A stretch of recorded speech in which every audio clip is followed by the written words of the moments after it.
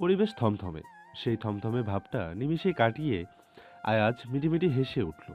তবুও রেখার তীক্ষ্ণতা কমল না। তিনি জহুরি দৃষ্টিতে তাকিয়ে প্রশ্ন করলেন, এমন মেয়ে কোথায় খুঁজবো আমি, যার সব কিছুতেই তুই মুগ্ধ হবি? পছন্দ কি আগে থেকে করে রেখেছিস নাকি? কে মেয়েটা? আদ্র ফোনের স্ক্রিনে মনোযোগ দিল। গম্ভীর স্বরে বলল, পরে সময় হলে বলবো। আপাতত জেনে রাখো তুমি তাকে চেনো।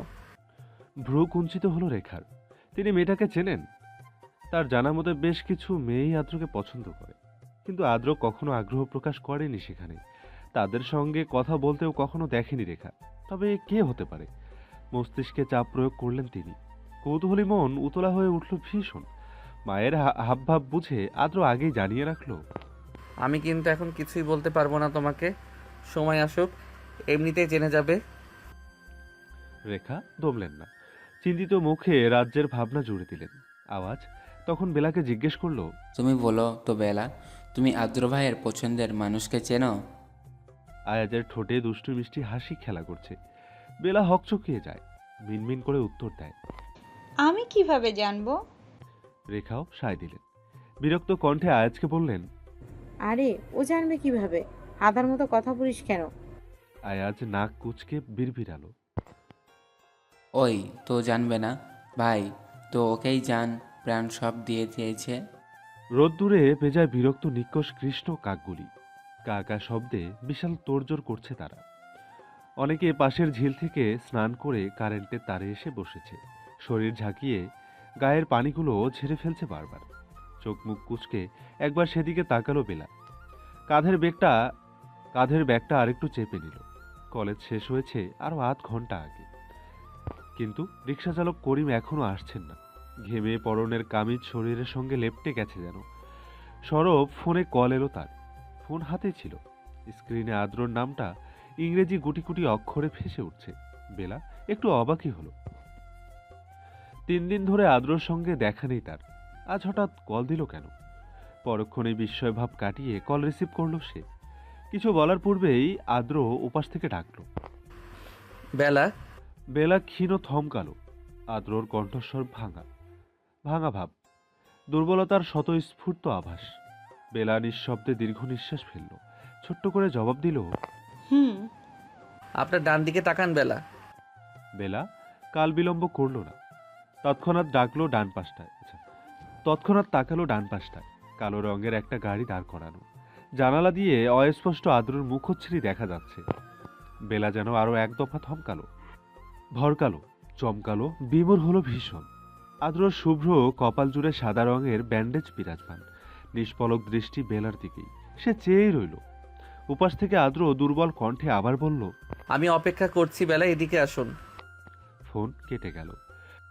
আড়ষ্ট জড়সড় বেলা ধীরে ধীরে এগোলো গাড়িটির দিকে। গাড়ির কাছাকাছি আসতেই দরজা খুলে দিল আদ্র। বেলা উঠে বসল। নিষ্প্রাণ চোখে তাকিয়ে রইল ক্ষত বিক্ষত আদ্রর মুখ পানে। আদ্র হাসল ক্ষীণ। ধিমে আসা কণ্ঠে জিজ্ঞেস করল, কেমন আছেন? বেলা সে কথার উত্তর দিল না। তার নিঃশ্বাস আটকে আটকে আসছে। কণ্ঠনালীতে শব্দজোট। থেকে থেকে কেঁপে উঠছে অধৈর্য যুগল। হাত এগিয়ে আলতো করে কপালের ব্যান্ডেজ ছুল সে। ছোট্ট করে শুধু বলল, এসব এসব কিভাবে হয়েছে? প্রতি উত্তরে আদ্র মুচকি হাসল। উত্তর দিল না। গাড়ি স্টার্ট করে ধীর গতিতে চালাতে লাগলো। বেলার অস্থিরতা বেড়ে দ্বিগুণ। চোখে পানি টলমল। আদ্রর হাত ঝাঁকিয়ে বেলা আবার জিজ্ঞেস করলো, বলছেন না কেন? কিভাবে হয়েছে এসব? আমি এখানে ইনজুর্ড বেলা, ঝাঁকাবেন না, ব্যথা পাচ্ছি। বেলা সঙ্গে সঙ্গে হাত সরিয়ে নিল। কিছু বলতে নিলেই তাকে থামিয়ে আদ্র বলল, এখন কিছু জিজ্ঞেস করবেন না বেলা, আমি সব বলবো। একটু অপেক্ষা করুন।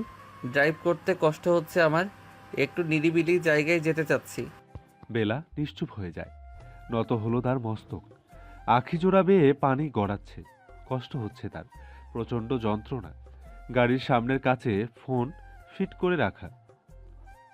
যান্ত্রিক শহর পেরিয়ে নিরিবিলি রাস্তায় ঢুকতেই বেজে উঠল তার। স্ক্রিনে মা নামটা ভাসমান। আদ্র সেদিকে এক পলক তাকালো। বেলাকে বলল কল রিসিভ করতে। বেলাও তাই করল। তৎক্ষণাৎ গমগমে গলায় রেখা বলে উঠলেন, কোথায় তুই? আদ্র স্বাভাবিক স্বরে উত্তর দিল। ক্লাবে আছি। মুহূর্তেই তেতে উঠলেন তিনি। এই তোর লজ্জা করে না? আবারও ওখানে গিয়েছিস কেন? তুই কি আমাকে মেরে ফেলতে চাস আদ্র? প্রথমে তোর বাবা রাজনীতির কারণে মারা গেল, এখন তুইও মরার জন্য এসব করছিস? আমার সুখ কি তোদের সহ্য হচ্ছে না? এটুকু বলে থামলেন রেখা। উগ্র মেজাজটা অল্প শান্ত হলো। নমনীয় কণ্ঠে অনুরোধ করলেন, রাজনীতি ছেড়ে দে বাবা, কি লাভ এসব করে? তুইও কষ্ট পাচ্ছিস, আমরাও কষ্ট পাচ্ছি, আমাদের কথা অন্তত ভাব। ছেড়ে দে বাবা। আদ্রর জবাব না পেয়ে ব্যস্ত হয়ে পড়লেন রেখা। কাতর স্বরে ডাকতে লাগলেন, আদ্র, শুনছিস বাবা? আদ্র। আদ্র জোরালো নিঃশ্বাস ফেলল। প্রত্যুত্তরে শুধু বলল, আমার আসতে রাত হবে মা, রাখছি। ওপাশ থেকে রেখার কান্নার আওয়াজ ছাড়া কিছুই শোনা গেল না। গাড়ি থামল তার একটু দূরেই। নির্জন স্থান, রাশি রাশি গাছপালা আর কিছু ট্রাকের আনাগোনা মাত্র। গাড়ির সব জানালা খুলে দিল আদ্র। বাধা না পেয়ে বাতাসগুলি মুক্ত হয়ে ছড়িয়ে পড়ল গাড়ির ভেতর। এলোমেলো হলো বেলার ললাটের ক্ষুদ্র কেশ, মাথার ঘোমটা। ক্লান্ত শরীর সিটে এলিয়ে দিল আদ্র। নির্নিমেষ চোখে তাকালো বেলার নত মুখে, দুহাত বাড়িয়ে দিল। নিষ্প্রভ স্বরে আবদার করল, একটু বুকে আসবেন বেলা? বেলা সময় নিল না। দূরত্ব কমালো, মিশে গেল আদ্রর বক্ষস্থলে। আদ্রর বক্ষস্থলে নিবিড়ভাবে লেপ্টে আছে বেলা। কান্না থেমেছে ক্ষীণ, ডুকরে ওঠার শব্দ পাওয়া যাচ্ছে। গাঢ় নিঃশ্বাসগুলো আদ্রর শার্ট ভেদ করে শরীরে উষ্ণতা ছুঁয়ে দিচ্ছে যেন। আদ্রর পুরুষালী শক্ত ডান হাতটি মোলায়েমভাবে বেলার চুলের ভাঁজে রাখা। আলতো করে হাত বোলাচ্ছে সে। লহু স্বরে বলে, শান্ত হন বেলা, শার্ট ভিজিয়ে দিয়েছেন আমার, চোখের পানি শুকিয়ে যাচ্ছে না? বেলা সরে এলো তৎক্ষণাৎ, সময় নিল না। ভীষণ অভিমানী হয়ে অন্যদিকে তাকালো। আদ্র হাসল নিঃশব্দে, প্রাণ ভরে দীর্ঘক্ষণ। ঠাট্টার সুরে জিজ্ঞেস করল, আমি আপনার কে হই বেলা? এই পাশার নেতার জন্য কাঁদছেন কেন? প্রদনের দারুণ নাকের ডগা রক্তিম হয়ে আছে তার, ফুলে আছে অল্প। নেত্রে পানির অস্তিত্ব না থাকলেও পাপড়িগুচ্ছ এখনো ভেজা। গালে দাগ বসে গেছে নিষ্ঠুর পানির রেখায়। বেলা অন্যদিকেই চেয়ে রইল। অভিমান ভুলে বেশ কাটকাট গলায় উত্তর দিল, কেউ হন না। আদ্র তার রেশ ধরেই বলল, কেউই হই না। বেলা জবাব দিতে পারে না। তার আবারও কান্না পাচ্ছে। চিৎকার করে যদি কান্না করে যেত, খুব শান্তি পেত সে। আদ্রর কপালের ব্যান্ডেজটা অস্পষ্ট হয়ে বারবার ভাসছে চোখে। কি করুণ সেই দৃশ্য, কি ভয়াবহ! বেলা চোখ বুজে ফেলে, নিঃশ্বাস নিতে থাকে ধীরস্থিরভাবে। তার জন্য চিন্তিত, আতঙ্কিত মুখটির দিকে তাকিয়ে এক আলাদা প্রশান্তি অনুভব করলো আদ্র। অধরে হাসি এসে হানা দিল আরও একবার। মেয়েটা কিভাবে যেন তার সর্বত্র দখল করে নিয়েছে, যার কারণ অবশ্য আদ্রর জানা নেই, জানার ইচ্ছেও হয়নি কখনো। কিছু জিনিস না জানাই শ্রেয়। সঙ্গোপনে থাকা কারণটা বুড়ো বয়সে বেলাকে নিয়েই ভাববে সে। পুরনো দিনের কথা ভেবে দুজন দুজনকে জড়িয়ে ধরে হাসবে, উল্লাস করবে। ভাবতেই তো সুখময় আনন্দে মৌ মৌ করছে পরিবেশটা। বেলার কবজি জোর করে টেনে নিজের বুকে আবারও মিশিয়ে নিল আদ্র। বেলা সরতে চাইল, বাঁধন শক্ত হলো, গভীরতা বাড়ল। আদ্র থমথমে আওয়াজে সাবধান করল, নড়বেন না বেলা, হাতে ব্যথা পাচ্ছি কিন্তু। বেলা থেমে যায়, ভুলেও আর নড়চড় করে না। লোকটা পাশে থাকলে নিজেকে দুর্বল লাগে তার। শরীরের সব শক্তি বোধহয় কেমন নেতিয়ে পড়ে। আদ্রর বুকের বাঁ দিকটায় মাথা রেখে হেলে পড়ল বেলা। শার্ট ভেদ করে গলার কাছে নজর যেতেই সাদা রঙের আরও একটি ব্যান্ডেজ দেখতে পেল। বেশ দীর্ঘ ব্যান্ডেজ।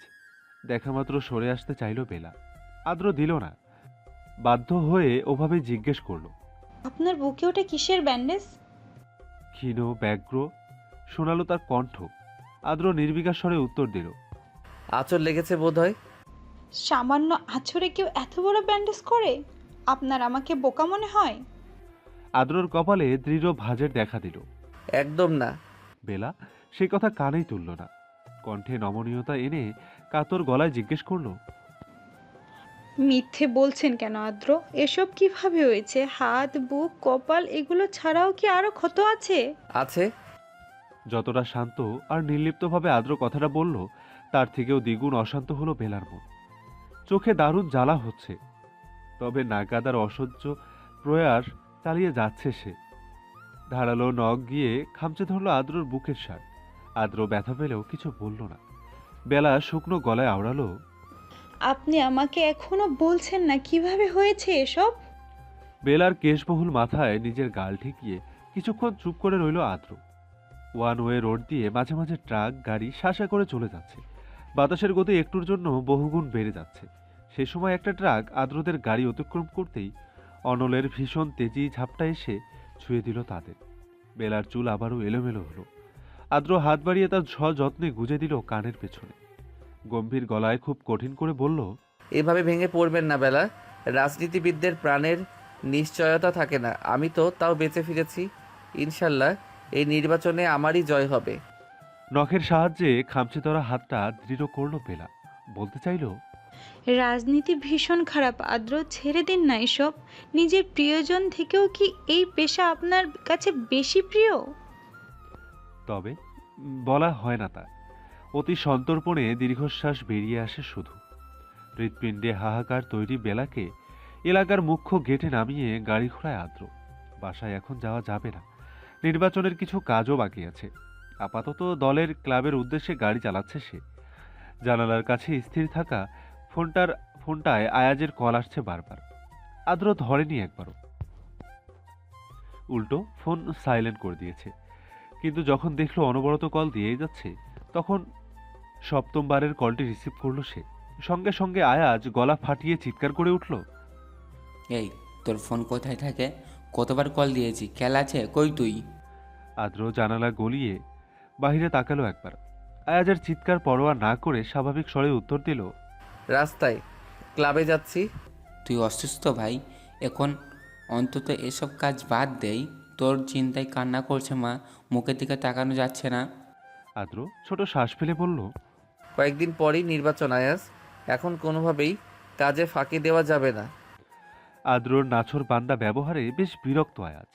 অনেকটা রাগ নিয়ে বলল, আমার তোকে নিয়ে সব সময় ভয় হয় ভাই। বাবার মতো তোকে হারানোর ইচ্ছা নেই আমার। তবুও আমি তোর স্বপ্নকে সম্মান করি, প্রাধান্য দিই, কখনো তোকে বাধা দিই না। আর যখন বাধা দিচ্ছি তখন তার পেছনে নিশ্চয়ই কারণ আছে, আর কারণটা তুই ভালোভাবেই জানিস। আমি একা মায়ের কান্না থামাতে পারছি না। মা তোকে খুঁজছে বারবার, তুই কি আসবি? শুনে আদ্র অনেকক্ষণ চুপ রইল।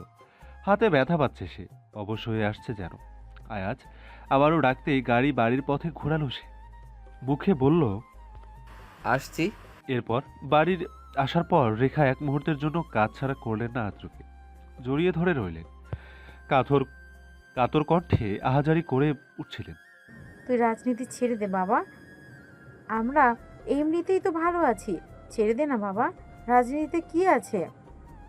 আদ্র তখন শুধু এটুকুই বলছিল। রাজনীতি আমার স্বপ্ন মা। গভীর রাত, বিছানায় এপাশ ওপাশ করছে বেলা। ঘুম আসছে না। কতক্ষণ যে সে এমনি চোখ বন্ধ করে শুয়েছিল তার ইয়ত্তা নেই। তবু চোখে ঘুম ধরছে না। তন্দ্রা যেন তুখর শত্রুতা করেছে তার সঙ্গে। সুদূর হতে এক নাম না জানা পাখির ডাক শোনা যাচ্ছে। ঘুম না আসার কারণ হিসেবে বেলা সেই পাখিটাকে দোষারোপ করল। বিছানা ছেড়ে উঠে বারান্দায় গিয়ে দাঁড়ালো। রাস্তায় মানুষজন নেই, দোকানপাট বন্ধ। যতদূর চোখ যায় সবার বাড়ির বাতি নেভানো, শুধু বাহিরের ল্যাম্পপোস্ট জ্বলছে। ঘুমের অতলে ভাসমান সবাই। একা কি তবে সেই শুধু জেগে আছে? প্রশ্নের চাক্ষুষ উত্তর হিসেবে হঠাৎ আদ্রকে ছাদে দেখতে পেল বেলা। আদ্রর বারান্দা দিয়ে যেমন তাদের ছাদ দেখা যায়, তেমনি বেলার বারান্দা দিয়েও আদ্রদের ছাদ দৃশ্যমান। রেলিংয়ের উপর স্থির হয়ে বসে আছে আদ্র। হাত কাটা গেঞ্জি পরায় শরীরের ক্ষতগুলো শুয়ে স্পষ্ট, বিশেষ করে হাতের ক্ষতটি। রেলিংয়ের ওপাশে পা দুটো ঝুলিয়ে রেখেছে সে। বেলা আতকে উঠল। লোকটার কি সাহস! ওখানে বসে থাকতে ভয় করছে না? কি নিশ্চিন্তে সিগারেট ফুঁকছে! বেলা না চাইতেই চাপা স্বরে চেঁচিয়ে উঠল, এইভাবে বসে আছেন কেন? পড়ে যাবেন তো, নামুন। আদ্র অল্প চমকালেও তা নজরে এলো না। ঘাড় বেঁকিয়ে বেলার দিকে তাকালো সে। বেলার দিকে ভ্রু কুঞ্চিত করে বলল, এখনো ঘুমাননি কেন? বারান্দায় কি? বেলা জবাব দেয় না, উল্টো আবারও চেঁচিয়ে বলে, নামছেন না কেন? এমনিতেই আপনি অসুস্থ, এখান থেকে পড়লে কি হবে জানেন? কথাটা বলে একটু নড়ে চড়ে দাঁড়ায় বেলা। খুব জোরেই কথা বলে ফেলেছে সে। বিহান বিরক্ত হয়ে ওদিকে ফিরে ফিরে শুয়েছে। বলছে, এভাবে চিল্লাচ্ছ কেন বুবু? ঘুমাচ্ছি তো। বেলা দমে গেল। ছাদের দিকে আর চোখে তাকাতেই দেখল আদ্র হাসতে হাসতে রেলিং থেকে নেমে দাঁড়িয়েছে। সিগারেট নেই হাতে। নত বেলার দিকে চক্ষুদয়ের বেহায়া চাহনি স্থির করে প্রশ্ন করল। আপনাকে কখন বেশি সুন্দর লাগে তা জানেন?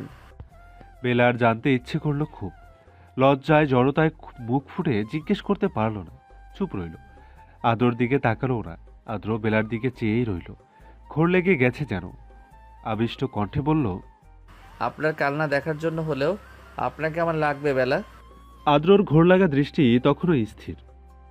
ঠোঁটের কোণে বাঁকানো হাসির অস্তিত্ব খুব প্রখরভাবেই আছে। বেলা এলোমেলোভাবে এদিক ওদিক তাকাচ্ছে, ঘন ঘন পলক ফেলছে। আদ্রর চাহনির পরিবর্তন ঘটছে না। সে অনর, ক্ষান্তহীন, প্রগাঢ়তায় ভরা সেই চাহনির বিপরীতে প্রচণ্ড লজ্জায় আড়ষ্ট বেলা ঢোক গিলে আমতা আমতা করে বলল, অনেক রাত হয়ে গিয়েছে, আপনার ঘুমানো প্রয়োজন। আদ্র শুনল না বোধহয়। আশপাশটা একটু তাকালো মাত্র। আরও একবার আপাদমস্তক দেখে নিল বেলাকে। আদেশ সমেত বলল, ছাদে আসুন। রাত্রি গভীর থেকে গভীর হচ্ছে। কয়েক ঘন্টা পরই ভোরের আলো ফুটতে শুরু করবে। বেলার মাথায় ঘুমটা নেই, দিতে ভুলে গেছে সে। বেহান ঘুমের মাঝে নড়চড় করছে বারবার। বেলা সচকিত হলো, মনে করে বলল, আপনি অসুস্থ, সকালও হবে কিছুক্ষণ পর, চলে যান, আমি আসবো না। বলে রুমে যাওয়ার জন্য পা বাড়াতে উদ্যোগী হলো সে। আদ্র রেলিংয়ে দুহাত রেখে আরাম করে দাঁড়ালো। নভয়স্থলে গভীর দৃষ্টি মেলে আত্মবিশ্বাস নিয়ে বলল, আমি তবুও অপেক্ষা করব বেলা, কারণ আপনি আসবেন। বেলার পা থমকালো না। বারান্দা পেরিয়ে রুমে ঢুকেই দরজা লাগিয়ে দিল হালকা শব্দে। দরজার কাঠে গা ঘেঁষে দাঁড়িয়ে রইল প্রায় অনেকক্ষণ। মুখ থেকে আগত উষ্ণ নিঃশ্বাসগুলো অবিনস্ত হলো। চোখ বুজে এলো। হঠাৎ কি মনে করে জানালার পর্দা অল্প সরালো সে। আদ্র এখনও ছাদে দাঁড়িয়ে আছে। একইভাবে আকাশ পানে কি যেন দেখছে।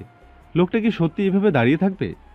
বাইরে শীত কম নয়, শিরশির করে কাঁপিয়ে তোলার মতো। তারপরও আদ্র অসুস্থ। বেলা আর রুমে থাকতে পারল না। গুটি গুটি পায়ে রুম থেকে বের হলো। ড্রয়িং রুম পেরিয়ে সিঁড়ি বেয়ে উপরে উঠল। সর্বশেষে ছাদে এসেই দেখতে পেল আদ্রকে। তার আসার আভাস পেয়ে লোকটা তার দিকেই তাকিয়েছে। ঠোঁটে এসে হানা দিয়েছে স্নিগ্ধ হাসি। কি সুন্দরী না লাগছে মানুষটাকে। বেলা আরেকটু এগিয়ে আসতেই আদ্রর হাসি আরও গাঢ় হলো। অস্থির চোখজোড়া বেলার মুখশ্রী জুড়ে ঘুরতে লাগলো। সে বলল, আমি জানতাম আপনি আসবেন। আদ্রর পেশিবহুল ফোলা ফোলা হাতের বাহু অনাবৃত। গলা বড় হওয়ায় বুকের ব্যান্ডেজটার ক্ষীণ অস্তিত্ব টের পাওয়া যাচ্ছে। কপালের ব্যান্ডেজ খুলে ফেলেছে সে। চোখের ঠিক ওপরে ভ্রুর কাজ ঘেঁষে লম্বালম্বি দুটো দাগ দেখা যাচ্ছে। এমন অসুস্থ হওয়া সত্ত্বেও লোকটা কেমন দিব্যি হাসছে। বেলা দৃষ্টি লুকালো, দীর্ঘশ্বাস ফেলে বলল, আমি এসেছি, এবার চলে যান। আপনাকে জড়িয়ে ধরা এখনো বাকি আমার। তৎক্ষণাৎ এক কদম পেছল বেলা।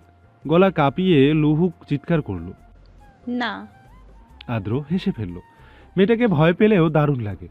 দৃঢ় গলায় বলল, এখানে আসুন বেলা, দূরে দূরে দাঁড়াচ্ছেন কেন? বেলা এবার একটু রাগ নিয়েই বলল। অ্যাক্সিডেন্ট করে আপনার মাথা গেছে একদম। বিনিময়ে আদ্র আবারও হাসল। গুরু গম্ভীর নেত্রজোড়ার চঞ্চল হলো। হিমেল হাওয়া হঠাৎই থেমে গেল। নিস্তব্ধ হলো পরিবেশ। তারা দুজন। আদ্র ঠোঁটের হাসি ধূলিসাৎ করে ধারালো কণ্ঠে সূক্ষ্মতা নিয়ে বলল, আপনাকে আমার কাঁদাতে ইচ্ছে করছে বেলা, আপনার কান্নারত মুখটা দেখতে ইচ্ছে করছে। বেলা চমকিত হয়, হকচকিয়ে তাকায়। চোখ ঝাপসা হয়ে আসে তার। এত ভয়ঙ্কর কারো ইচ্ছে হয়? ক্লাবে সব দামি দামি জিনিস, দরজা জানালা সব বন্ধ করা। মাথার ওপর ফুল স্পিডে ফ্যান চলছে। সাদা বাতির আলোয় আলোকিত বড়সড় রুমটা। আদ্র টেবিলের উপর পা ঝুলিয়ে বসে আছে। তার সামনেই দলের ছেলেগুলো দাঁড়ানো। তাদের মাঝের মধ্যিখানের তন্ময় নামের ছেলেটি ক্ষিপ্ত গলায় বলল, ভাই, বিক্ষোভের ছেলেগুলো এবার বেশি করছে। আমাদের পোস্টারগুলো ছিঁড়ে নিজেদেরগুলো লাগাচ্ছে। কিছু হইলেই মারামারিতে এসে যাচ্ছে। আপনি শুধু আদেশ দেন, আমরা। তন্ময়কে থামিয়ে দিল আদ্র। হাতের কিউবটা নাড়াতে নাড়াতে শান্ত স্বরে বলল, নির্বাচনের বেশি দিন নেই, আর কয়েকদিন যাক, ব্যাপারটা দেখবো আমি। তন্ময় অসহায় কণ্ঠে বলল, ভাই, আমরা কিছু বলছি না দেখে ওদের সাহস বেড়ে গেছে। আপনার ওপর হামলা করলো। কালকে আবার আমাদের দুজন ছেলের হাত ভেঙে দিয়েছে, একজনের কপাল ফাটিয়ে দিয়েছে। আপনি কি এখনও কিছু বলবেন? কিউবটা সশব্দে টেবিলে রাখলো আদ্র। তন্ময়ের দিকে তাকিয়ে প্রকাণ্ড এক হুঙ্কার ছাড়ল। আমাকে আগে জানানো হয়নি কেন? ভাই, আপনাকে কল করেছিলাম, ভাই আপনি ধরেন নাই। আদ্র তবুও রোষপূর্ণ চোখে তাকিয়ে রইল তন্ময়ের দিকে। রাগ আর প্রকাশ করল না, শক্ত কণ্ঠে বলল, আজ রাতেই যা করার করবি। দু একজন ছুরি নিলেও প্রয়োজন ছাড়া ব্যবহার করবি না। সবাই হকি স্টিক নিবি, যেভাবে পারিস এক একটার হাত পা ভেঙে দিবি। আর সাবধান, কেউ যেন তোদের চেহারা না দেখে। টেবিল থেকে নেমে দাঁড়ালো আদ্র। আকিব এগিয়ে আসলো দ্রুত, বিনয়ের সঙ্গে জিজ্ঞেস করলো, এখন কোথায় যাবেন ভাই? বাসায় যাব, আসো। আদ্র গাড়ির দিকে যেতে লাগলো। আকিবও পেছন পেছন আসলো। জ্যামে আটকে পড়েছে আদ্রর গাড়িটা। এসি চলছে, তবুও গরমে কপাল ঘেমে ঘাম পড়ছে। ফর্সা মুখটা লাল হয়ে আছে, চুল অগোছালো। বিরক্ত মনে জানালা গলিয়ে বাহিরে দৃষ্টি ফেলল সে। ফুটপাতে অল্প বয়সী একটা মেয়ে চুড়ি নিয়ে বসে আছে। কাচের চুড়ি, লাল, নীল, কালো, হলুদ, সবুজ, আরও কত রঙের। লাল রঙের চুড়িগুলো চোখ আটকে গেল আদ্রর। বেলার কথা মনে পড়ল। পাশে বসা আকিবকে ডাকলো। শুনো। আকিব সঙ্গে সঙ্গে জবাব দিল, জি ভাই বলেন। ওখানে চুড়ি দেখছো না? লাল রঙের সব চুড়ি নিয়ে আসো, টাকা নিয়ে যাও। আকিব মাথা দুলালো। দ্রুত রাস্তার গাড়ি রিক্সা পেরিয়ে ফুটপাতে বসা মেয়েটি থেকে চুড়ি কিনতে গেল। আদ্র সেদিকে তাকিয়ে জোরালো নিঃশ্বাস ফেলল। সিটে হেলান দিয়ে চোখ বুঝল বেলার মুখশ্রী ভেসে উঠছে। রাতে না ঘুমানোয় তন্দ্রা এসে জেকে বসেছে দৃঢ়তার সঙ্গে। আদ্র ঘুমিয়ে যেতে লাগলো। তার আগ অব্দি অস্পষ্টভাবে বিড়বিড়িয়ে অভিযোগ করে উঠল, আপনি আমার সঙ্গে এভাবে মিশে যাচ্ছেন কেন বেলা? পাগল করে দিচ্ছেন আমায়। 18ই মাঘ 1428 বঙ্গাব্দ। ঘড়ির কাঁটায় বিকেল 5টা বাজছে। প্রভা বেগম পায়েস রান্না করেছেন আজ। বেলাকে বারবার তাগিদ দিচ্ছেন এক বাটি পায়েস যেন রেখাকে দিয়ে আসে। বেলা বিরক্তি করলে শান্ত গলায় কৃত্রিম রাগ দেখিয়ে বললেন, ওরা কিছু বানালে আমাদেরকে দেয়নি, এমন কখনো দেখেছিস? আমাদেরও তো দায়িত্ব পড়ে কিছু বানালে ওদের দেওয়া, তাই না? জানা মা, এরকম অবদ্ধ হচ্ছিস কেন? অনিচ্ছা সত্ত্বেও আদ্রদের বাড়ি উপস্থিত হলো বেলা। রেখা ক্লান্ত হয়ে সোফায় বসেছিলেন। টিভিতে সময় চ্যানেল চলছে। দলনেতা হয়ে স্টেজে স্পিচ দিচ্ছে আদ্র। পরনে মুজিব কোট। সবসময়ের মতো ভ্রুকুচকে একের পর এক হাড় কাঁপানো বাক্য বলে যাচ্ছে সে। কণ্ঠে সে কি তেজ, কাঠিন্যতা, দাম্ভিকতা। সবাই হৈ হৈ করে তালি দিচ্ছে। রেখা বেলাকে দাঁড়িয়ে থাকতে দেখে ঠিক হয়ে বসলেন। মুচকি হেসে বললেন, ওখানে দাঁড়িয়ে আছো কেন বেলা? এদিকে আসো, আমার পাশে বসো। টিভি থেকে দৃষ্টি সরিয়ে বেলা সোফায় বসল। পায়েসের বাটিটা রেখাকে দিয়ে বলল, এটা আপনাদের জন্য মা পাঠিয়েছে। এমনিতে হলে রেখা এতক্ষণে উৎফুল্লতায় ভরে উঠতেন, অথচ আজকে মুখটা মলিন। একটু করে হেসে বললেন, তোমার মা ভালোই করেছে, পায়েস পাঠিয়েছে, খেতে ইচ্ছে করছিল। বলে পায়েসের বাটিটা টেবিলে রেখে দিলেন। বেলা জিজ্ঞেস করলো, আপনি ঠিক আছেন আন্টি? না মানে আপনাকে কেমন যেন অসুস্থ লাগছে। হ্যাঁ, প্রেশার বেড়ে গেছে একটু। হতাশার নিঃশ্বাস ফেলে বললেন তিনি। এর পিঠে বেলা কি বলবে খুঁজে পেল না। ভেতরে ভেতরে চলে যাওয়ার জন্য মন স্থির করতেই হঠাৎ সিঁড়ি বেয়ে নিচে নেমে আসলো আরু। বেলাকে দেখে মিষ্টি করে হাসলো, বলল। বেলা অবাক নয়নে তাকালো, জিজ্ঞেস করলো, আমাকে ডাকতে কেন? কোনো প্রয়োজন ছিল অরু? বেলা এক পলক রেখার দিকে তাকালো। উনি ইতিমধ্যে পায়েস খাচ্ছেন, এদিকে খেয়াল নেই অত। আরুর সাথে উপরে চলে গেছে সে। আরু তাকে আয়েজের রুমে নিয়ে এসেছে। সাধারণ অল্প অগুছালো রুম, স্বাভাবিকভাবে ছেলেদের রুম যেমন হয়। আয়াজ আগে থেকে বিছানায় বসেছিল। বেলা আসতে উঠে দাঁড়ালো সে। বিস্তর হেসে বলল, এসেছ, বসো। তোমার মূল্যবান জিনিসটা আগে দিয়ে দেই, নয়তো ভাই আমাকে আস্ত রাখবে না। বলতে বলতে সে আলমারি থেকে একটা প্যাকেট বের করে ধরিয়ে দিল বেলাকে। বেলা সেটা নিয়ে জিজ্ঞাসু দৃষ্টিতে তাকালো। আয়াজ মিটিমিটি হেসে বলল, খুলে দেখো কি আছে। বেলার অস্বস্তি হচ্ছে। দাঁত দিয়ে ঠোঁট কামড়ে প্যাকেটটার দিকে তাকালো সে। খুলল। অনেকগুলো লাল চুড়ি দেখে বিস্ময় যেন সীমা ছাড়িয়ে গেল। আয়াজের দিকে তাকিয়ে বলল, এতগুলো চুড়ি কে দিয়েছে? উত্তরে আয়াজ আগের ন্যায় বলল, ভেতরে একটা কাগজও আছে, বের করলো, পড়ো। তোমার উত্তর ওখানে আছে। বেলা কাপা হাতে চুড়িগুলো ক্ষীণ সরালো। হলুদ রঙের কাগজ বেরিয়ে এলো সঙ্গে সঙ্গে। বেলা কাগজটা বের করলো। কালো কালি দিয়ে খুব সুন্দর হাতের লেখা ভেসে উঠছে সেখানে। আপনার হাতের মাপ আমার জানা নেই বেলা, তাই সবগুলোই নিলাম। একদিন এগুলো পরে আমাকে চমকে দেওয়ার অপেক্ষায় রইলাম। আদ্র ইয়ানিত। নতুন টিউশন পেয়েছে বেলা।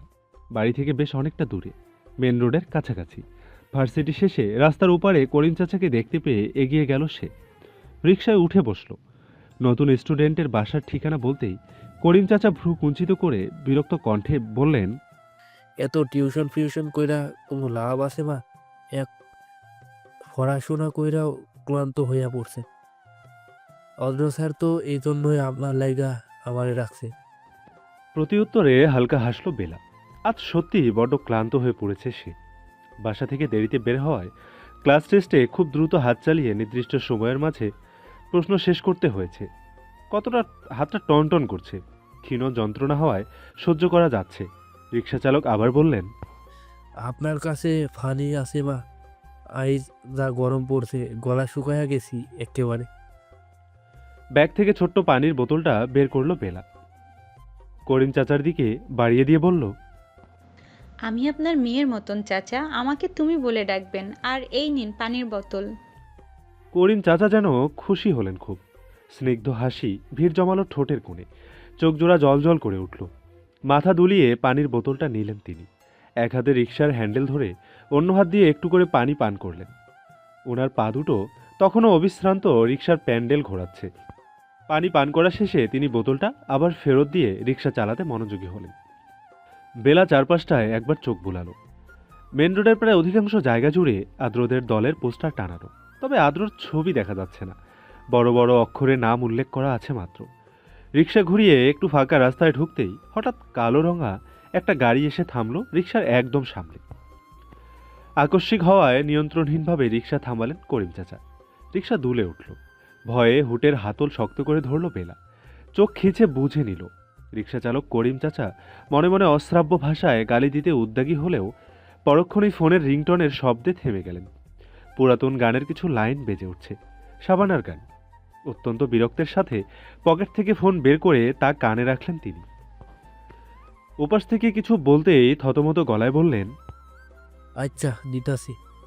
তারপর ঘাড় ঘুরিয়ে বেলার পানে তাকালেন। নিজের কিপ্যাড ফোনটা এগিয়ে দিয়ে বললেন, অদ্র স্যার কথা কইব তোমার লগে লও। ঘন পাপড়ির মিশ্রণে তৈরি নেত্রপল্লব পিটপিট করল তার। অবাক হয়ে ফোনটা নিল, কানে রাখল। তাকে কিছু বলতে না দিয়ে আদ্র ভারী গলায় বলল, রিক্সা থেকে নেমে আসুন বেলা। বলে সে 2 সেকেন্ড থামল। পরপরই কেটে গেল কল।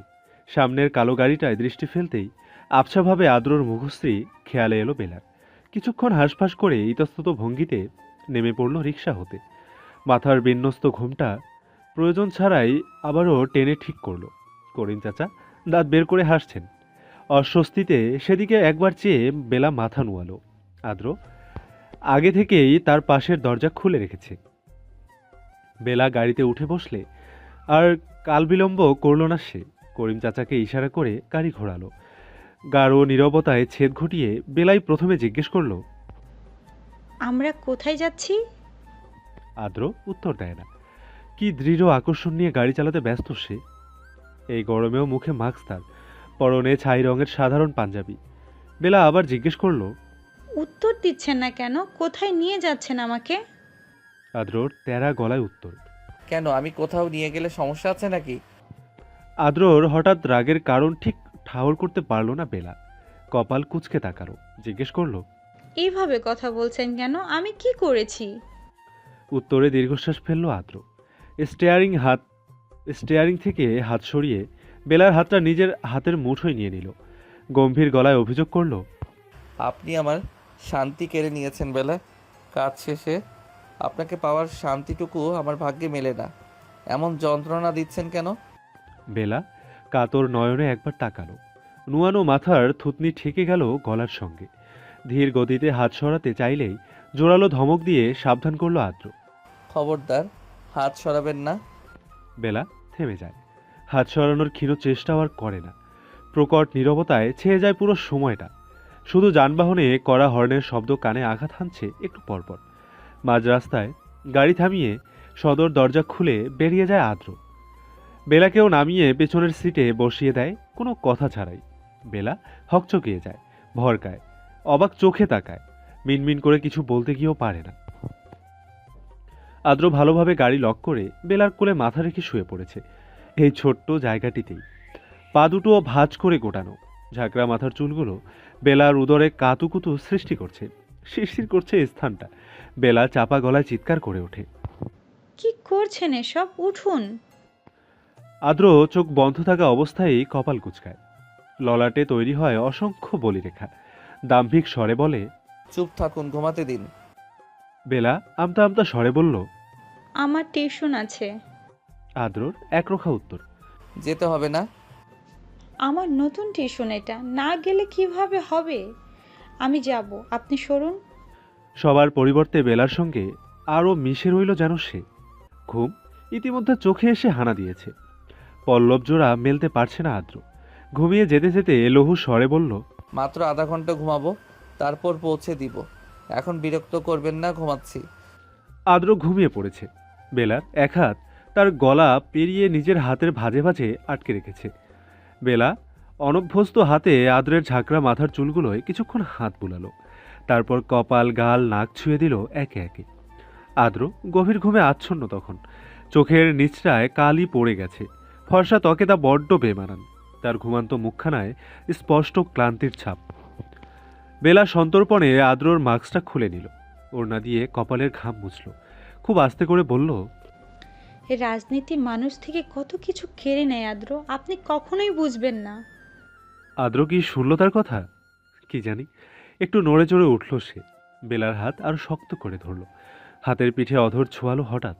বেলা চমকিত হলো, ধূলিসাৎ হলো সব, নিঃশ্বাসের গতি বাড়ল। এলোমেলো দৃষ্টিতে এদিক ওদিক তাকালো সে। মাঝরাত, ধীর পায়ে বাড়িতে ঢুকছিল আদ্র। সোফায় আয়াজকে এবড়ো খেবড়ো ভাবে বসে থাকতে দেখে ভ্রু কুচকালো। প্রশ্ন করল, তুই এখানে কি করিস? ঘুমাসনি এখনো? আয়াজের তন্দ্রা কেটে গেল, ধরফড়িয়ে উঠল সে। আদ্রকে দেখে অল্প হাসার চেষ্টা করলো, ঠিক হয়ে বসে বলল, ভালো লাগছিল না, তাই টিভিতে দেখতে এসেছি। তুই তো তোর রুমেও আছে, ওটা বাদ দিয়ে এখানে বসে টিভি দেখছিস কেন? সন্দিহান কণ্ঠে জিজ্ঞেস করলো আদ্র। আয়াজ মুখের সবকটি দাঁত বের করে হাসল, এক হাতে মাথার পেছনের চুল চুলকালো, ক্ষীণ তেতলিয়ে বলল, আমার রুমটা নষ্ট হয়ে গেছে, তাই আর কি। আদ্রর সন্দেহ কমল না, তবুও সে এ নিয়ে আর কোনো প্রশ্ন করে না। টিভিতে আয়াজ তার ভাষণ শুনছে। নির্বাচনের জন্য কালকে সেখানে যেতে হয়েছিল তার। আদ্র আয়াজের পাশে বসে সোফায় গা এলিয়ে দিল, হাত ঘড়ি খুলল, শার্টের প্রথম 3টে বোতাম খুলে হাতা গোটালো, বলল, মা কোথায়? ঘুমিয়ে গেছে? হ্যাঁ, ঘুমাতে যেতে চাচ্ছিল না, তোর জন্য অপেক্ষা করছিল। আমি কিছুক্ষণ আগেই টেলে ডুলে পাঠিয়েছি। শুনে দীর্ঘশ্বাস ফেলল আদ্র। সোফায় মাথা হেলিয়ে চোখ বুঝল। আয়াজ তার দিকে চিন্তিত নেত্রে তাকিয়ে আছে।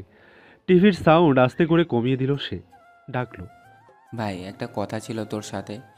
আদ্র ক্লান্ত গলায় ছোট্ট সম্মিতি। বল। আয়াজ সময় নিল, এলোমেলো গলায় বলল, বেলায় আজ সন্ধ্যায় ছেলে পক্ষ দেখতে এসেছিল। কথাটা মস্তিষ্কের স্নায়ুতে পৌঁছতে বেশ সময় নিল। আদ্র স্থির ভঙ্গিতে তখনও সোফায় মাথা হেলিয়ে রেখেছে। সে কি শোনেনি তার কথা, নাকি বুঝতে পারেনি? জিভ দিয়ে ঠোঁট ভেজালো আয়াজ। আদ্রর ক্লান্ত কঠিন মুখ পানে কিছুক্ষণ তাকিয়ে রইল, মনে মনে সাহস জুগিয়ে আবার বলল, ভাই, শুনছিস আমার কথা? বেলাকে পাত্র দেখতে এসেছিল আজকে। আদ্র শুনল এবার, চোখ মেলল, সঙ্গে সঙ্গে ক্লান্তিতে ভেঙে আসা রক্তিম নেত্রজোড়া দৃশ্যমান হলো।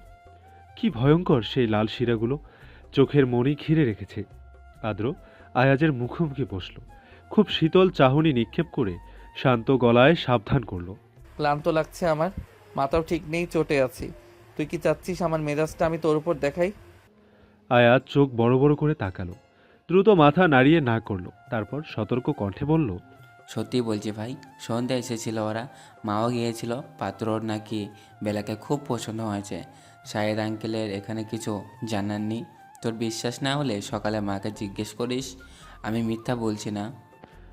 আদ্রর চোয়াল শক্ত, নিদারুণ কাঠিন্যতায় ভরপুর মুখশ্রী। কোনো রকম রাগ আটকে রেখেছে সে। আয়াজের দিকে তীক্ষ্ণ চোখে এবার তাকিয়ে সোফা ছেড়ে উঠে পড়ল আদ্র। আয়াজ তাড়াতাড়ি করে বলল, মা তো এখন ঘুমাচ্ছে ভাই, সকালে জিজ্ঞেস করিস। তোর কি আমার কথায় বিশ্বাস নেই? আদ্র উঁচু গলায় সংক্ষিপ্ত উত্তর দেয়। নেই। আয়াজের চোয়াল যেন হা হয়ে যায়, বিড়বিড় করে বলে, একেই বলে মির্জাফর, নিজের প্রাণ প্রিয় ঘুম ধ্বংস করে তার কলিজা ফুসফুস সব খবর খবর রাখছি আমি, অথচ আমারই দাম নেই। এর জন্যই ভালো মানুষগুলো দুনিয়া থেকে বিলুপ্ত আজ। কি একটা অবস্থা! আপন মনে কথাগুলো বলে শটান হয়ে সোফায় শুয়ে পড়ল আয়াজ। রুমে যাওয়ার শক্তি নেই, ঘুমে শরীর ভেঙে আসছে তার। রুমে যেতে যেতে 2-3 বার বেলাকে কলও করে ফেলল আদ্র। অস্থির হয়ে শরীর থেকে শার্ট খুলে নিল, উস্কো খুস্কো চুলগুলোয় হাত চালালো বারংবার। হাতের ব্যান্ডেজ, বুকের ব্যান্ডেজ অসহ্য লাগছে খুব, ঠিকমতো হাত নাড়ানো যাচ্ছে না। একটানে তা খুলে ফেলতেই ক্ষীণ রক্ত বেরিয়ে এলো বুকের ক্ষত হতে। ক্ষত স্থানটা তখনও শুকায়নি। বিরক্ত হয়ে টিস্যু দিয়ে রক্তগুলো মুছে নিল আদ্র। বিছানায় বসে আবারও কল লাগালো বেলাকে। 1 বার, 2 বার, 3 বার, অনেকবার। মেয়েটা তবুও ফোন ধরল না। অসহ্য অবহেলায় তন্দ্রা কাটিয়ে দিল তার। চাপার আগে মাথার যন্ত্রণা দ্বিগুণ বেড়ে গেল যেন। হাতের ফোনটা শক্ত করে চেপে ধরল আদ্র। হাতে ব্যথা পেল, তবে তার হৃদয়ের রক্তক্ষরণ হতে খুবই কমই বটে। টিউশন শেষে ফুটপাতে হাঁটতে হাঁটতে এদিক ওদিক একবার তাকালো বেলা।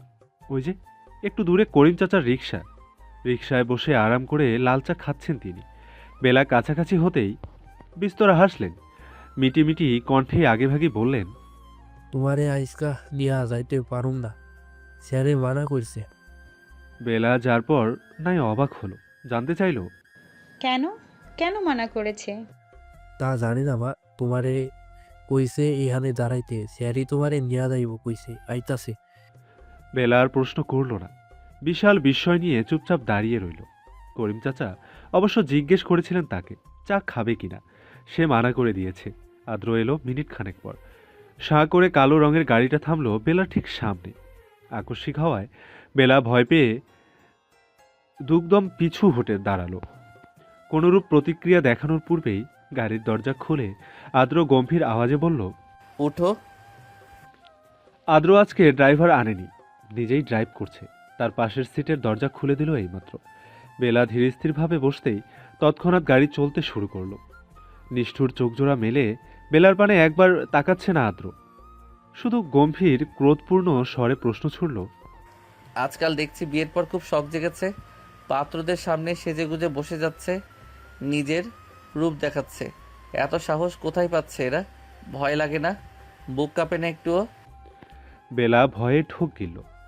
কি বলবে বুঝে পেল না। হাত পা ঠান্ডা হয়ে এলো ক্রমশই। লোকটাকে তো সে ভয় পায় না, আজকে পাচ্ছে কেন?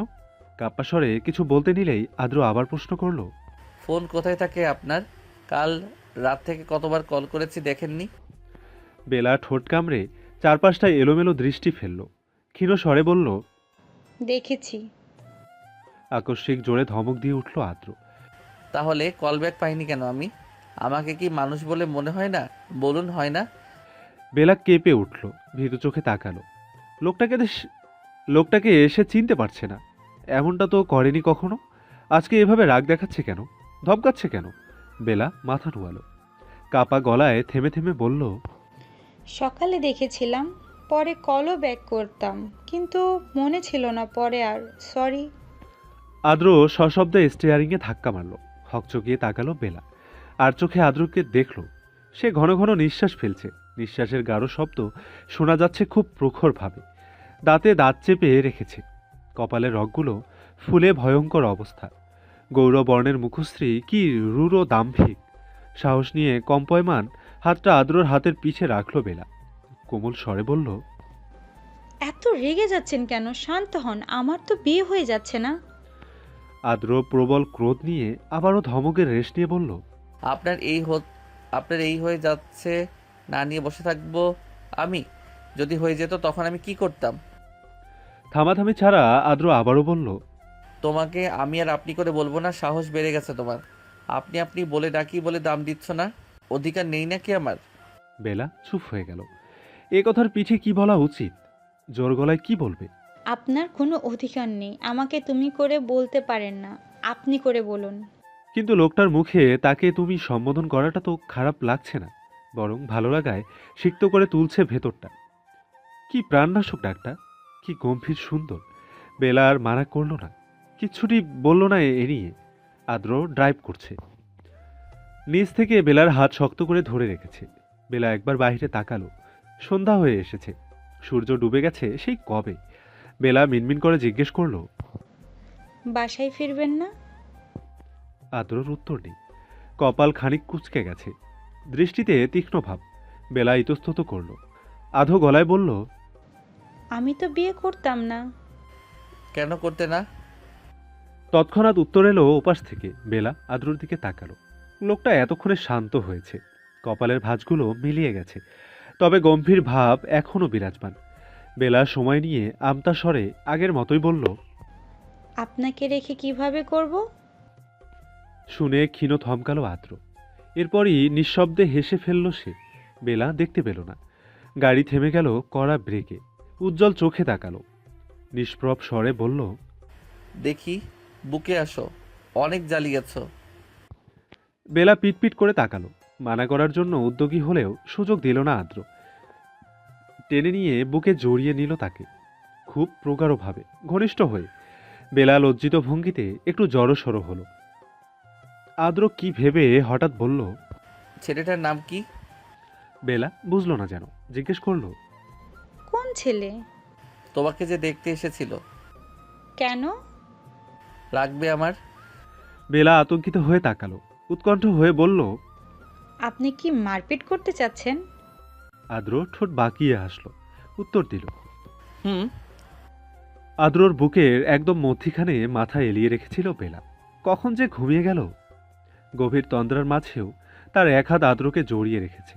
অবাধ্য চুলগুলো ঢেকে আছে সম্পূর্ণ মুখশ্রী। ঠান্ডা বাতাসে বারবার কেঁপে উঠছে সে। আদ্র একটু ঝুঁকে সামনের জানালা দুটো বন্ধ করে দিল। বেলা অল্প নড়ে চড়ে উঠল, বুকে গাল ঘেঁষে আরেকটু ঘনিষ্ঠ হলো। আদ্র মুচকি হাসল, গভীর নির্নিমেষ দৃষ্টি চেয়ে চইল অনেকক্ষণ। হাত বাড়িয়ে গালে পড়ে থাকা চুলগুলো কানের পেছনে গুজে দিল। অধর ছোয়ালো কপালে। সন্ধ্যা পেরিয়ে রাত এখন, কিছুক্ষণ পরই 9টা বাজবে। আদ্র মৃদু স্বরে বেলাকে ডাকল। হ্যাঁ, বেলা ওঠো, রাত হয়ে যাচ্ছে, বাসায় যাবে না? বেলা নিশ্চুপ, কিঞ্চিত ঠোঁট নড়ে উঠল মাত্র। আদ্র সস্নেহে তার মাথায় হাত বুলিয়ে দিল। কোমল স্বরে আবারও ডেকে উঠল, উঠবে না বেলা? বেলার অভিব্যক্তি শূন্যের কোঠায় আদ্রর সঙ্গে লেপ্টে জড়সড় হয়ে আছে সে, একদম বিড়াল ছানার মতো। উষ্ণ নিঃশ্বাসগুলো শার্ট ভেদ করে শরীরে বিচ্ছে। আদ্র ছোট্ট দীর্ঘশ্বাস ফেলল। আলতো করে বেলার ক্ষীণ বাদামি পাপড়ি গুচ্ছে হাত ছোঁয়ালো।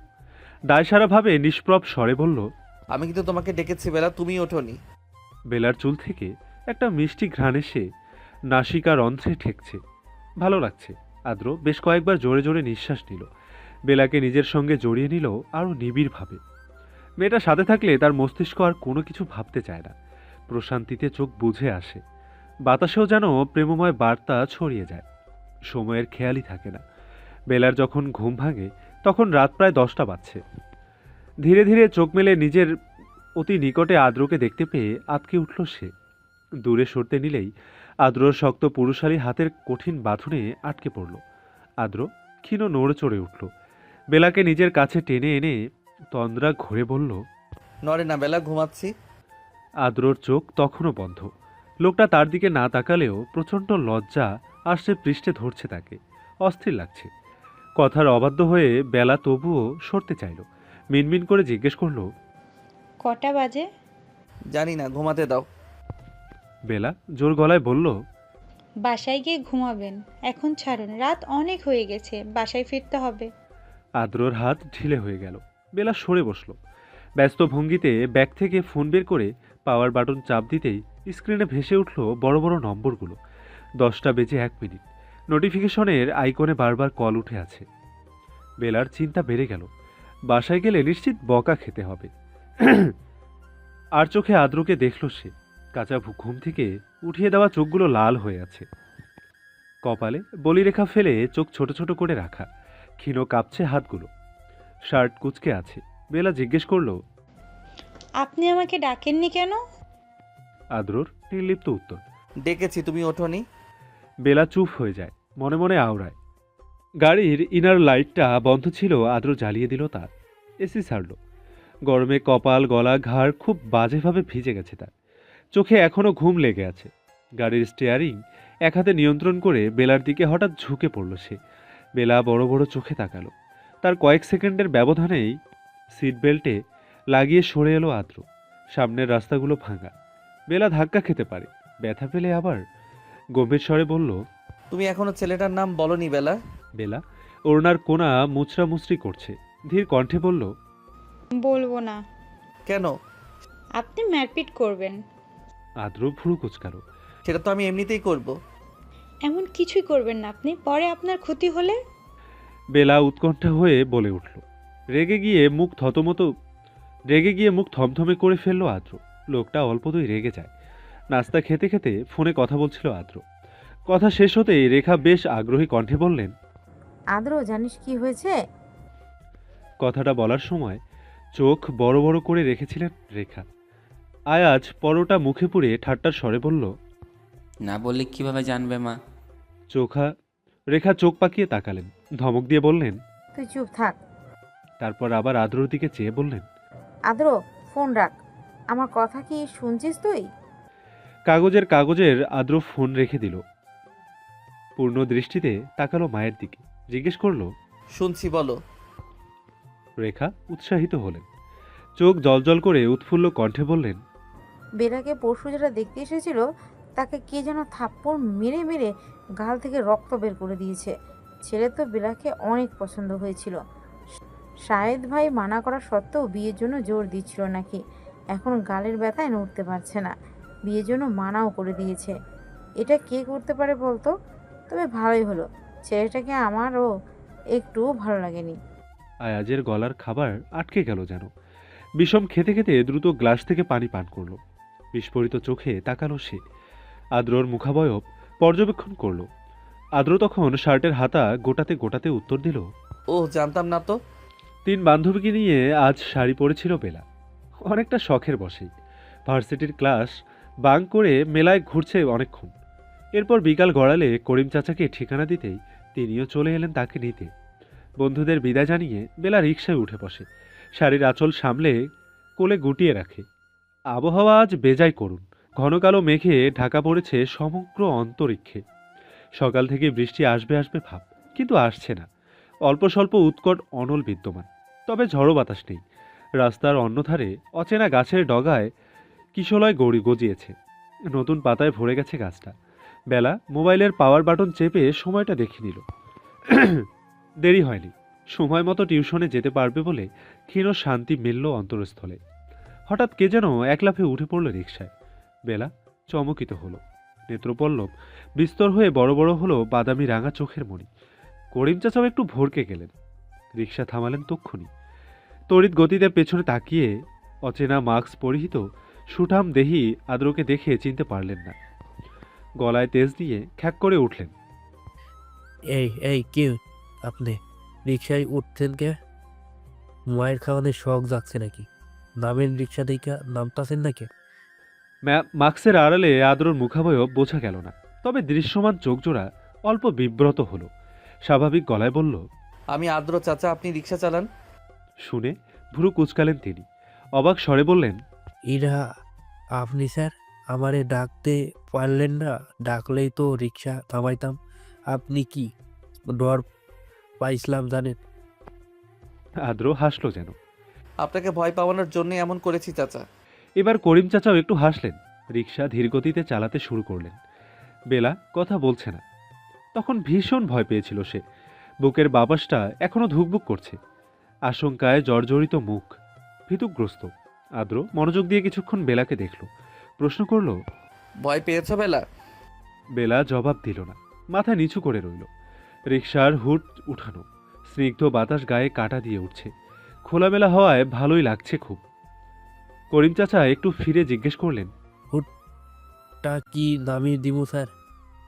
এখন তো রোদ নেই, পরিবেশটা ভালো লাগছে, নামাতে হবে না? করিম চাচা মাথা দোলালেন শুধু। আদ্র নিচু হয়ে বেলার কানের কাছে ঝুঁকল, মৃদু স্বরে আবার প্রশ্ন করল, রাগ করে আছো? বেলা মলিন কণ্ঠে বলল, না। মিথ্যা বলা শিখে গেছো তুমি? প্রতি উত্তরে একটু গম্ভীর হয়ে কথাটা বলল সে। বেলার উষ্ণ বাম হাত আঁচলের আড়ালে নিজের হাতের ভাঁজে নিয়ে নিল। মেয়েটাকে শাড়িতে দারুণ লাগছে, চুলগুলো এলোমেলো খোপা করা। কিছু চুল আদ্রর গলায় বাড়ি খাচ্ছে, খোপায় ফুল নেই। ডান হাতে অনেকগুলো চুড়ি পরা, লাল রঙের, আদ্রর দেওয়া। তা দেখে সে অবাক হলেও বোঝার উপায় হলো না। চমকে যাওয়ার রেশ মাত্র নেই। খুশি হয়েছে কিনা তাও বোঝা যাচ্ছে না, চোখের ভাষা অস্পষ্ট। এই সাধারণ বেলা থেকেই দৃষ্টি সরাতে পারছে না আদ্র। অনিমেষ অপলক হয়ে চেয়ে আছে বেহায়া চোখ জোড়ার নিয়ে। অবাধ্য হতে ইচ্ছে করছে খুব, প্রচণ্ড অবাধ্য হয়ে ভুল কিছু করে ফেলতে তাড়া দিচ্ছে চতুর্মন। আদ্র চোখ সরিয়ে নিল দ্রুত। মেয়েটা তাকে এমনভাবে বুঝি মেরে ফেলার পরিকল্পনা করছে। শ্বাসকার্য অস্থিরতায় অবিন্যস্ত হয়ে গেছে সে কবে। বেলা লজ্জায় আড়ষ্ট হয়ে বসেছিল। আদ্র অন্যদিকে তাকাতেই বিষাদ ও শান্ত স্বরে জিজ্ঞেস করল, আপনাকে মানা করা সত্ত্বেও ওই ছেলেকে মেরেছেন কেন? প্রশ্ন শুনে ওর দিকে তাকালো না আদ্র। কপালের চুলগুলো পেছনের দিকে ঠেলে নির্বিকার স্বরে উত্তর দিল, বেয়াদবি করছিল তাই মেরেছি। বেলা বিমূঢ় হয়ে তাকালো। কি বেয়াদবি? তোমাকে আমার কাছ থেকে দূরে সরানোর বিশ্রী রকমের বেয়াদবি।